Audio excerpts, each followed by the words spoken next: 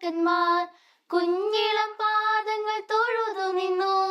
കുന്തിരിക്കും കാഴ്ച കൊണ്ടുവന്നു, മീരയും സ്വർണവും കൊണ്ടുവന്നു. കുന്തിരിക്കും കാഴ്ച കൊണ്ടുവന്നു, മീരയും സ്വർണവും കൊണ്ടുവന്നു. രാജാവിൻ രാജാവെഴുന്നള്ളുന്നു, ദേവന്റെ ദേവൻ എഴുന്നള്ളുന്നു. മലർവീതി ഒരുക്കി മാലാഖമാർ, പുൽമെത്ത വിരിച്ചു ഇടയന്മാർ. പ്രിയ കൂട്ടുകാരെ, സന്തോഷത്തിന്റെയും സമാധാനത്തിന്റെയും ഒരു ക്രിസ്തുമസ് കൂടി ആഗതമായി.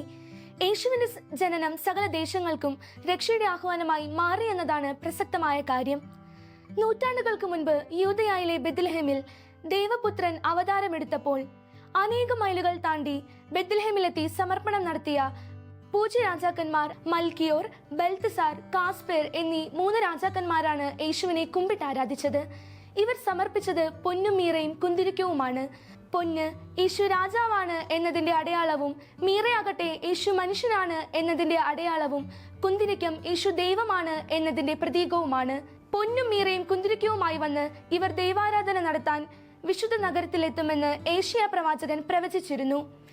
ഈ 3 ജ്ഞാനികളുടെ സന്ദർശനവും ഇവർ രക്ഷകനെ കണ്ടെത്തിയതിലുള്ള പരമാനന്ദവും മറ്റുള്ളവരോട് പങ്കുവച്ചതുവഴി സുവിശേഷ പ്രഘോഷണത്തിനായുള്ള ഒരു വലിയ പാതയാണ് നമുക്ക് മുൻപിൽ തുറന്നു തന്നത്. പ്രിയപ്പെട്ടവരെ, നമുക്കൊന്ന് ചിന്തിക്കാം. നമ്മുടെ അനുദിന ജീവിതയാത്രയിൽ ഉദയ നക്ഷത്രത്തെ തേടുവാനും കണ്ടെത്തുവാനും നാം പരിശ്രമിക്കാറുണ്ടോ? യേശുവിനെ നമുക്ക് പ്രഘോഷിക്കാം. നിങ്ങൾ ലോകമെങ്ങും പോയി എല്ലാ സൃഷ്ടികളോടും സുവിശേഷം പ്രസംഗിക്കുവിൻ എന്ന ഈശോയുടെ മൊഴികളെ നമ്മുടെ ജീവിതത്തിൽ നമുക്ക് പ്രാവർത്തികമാക്കാം.